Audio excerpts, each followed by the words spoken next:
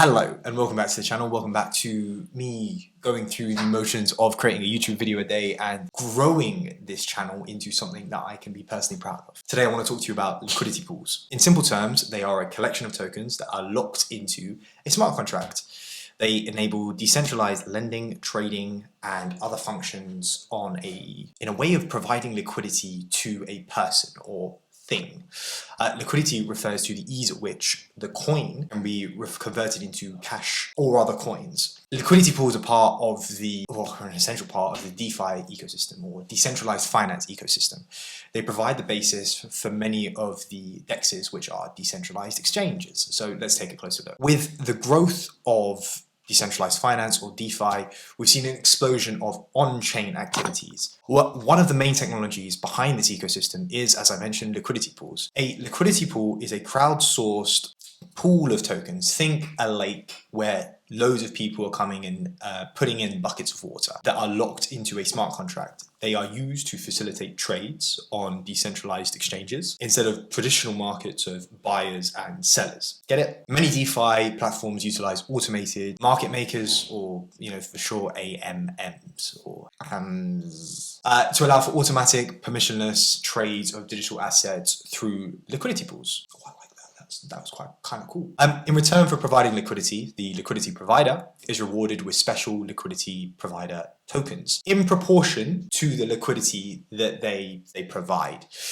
When a pool facilitates a trade, the trading fee is distributed amongst all of the LP token holders in proportion to their share of the total liquidity. So in essence, when someone uses the liquidity pool and it provides facilitated trade, as I mentioned, people get back stuff. Why are they necessary? Centralized exchanges, so those would be Coinbase, Binance, Kraken, things like that, or traditional stock exchanges, use the order book trading model. So it's a book and orders are fulfilled. It's that little thing that you see on the pro trading platforms.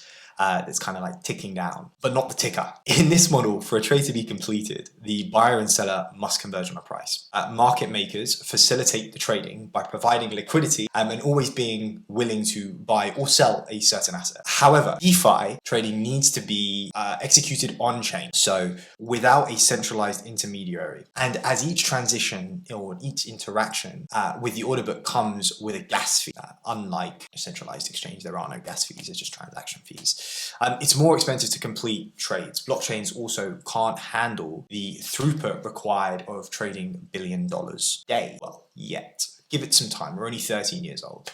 So it's almost impossible for a blockchain like Ethereum to operate on a on-chain order book exchange. But I'm not going to confuse you by telling you that there are DEXs that do work with order books, but that's for another video. So how do they work? The market makers, or the AMs, enable on-chain trading without the need for direct counterparties to complete trades. Instead, you are completing the trade, you, against the liquidity pool's liquidity. So as long as there's enough liquidity in the pool, the buyer can buy it, even if there's no seller present at that particular moment. Does that make sense? So it's there, ready for purchase at any point. So anyone can come and purchase from it.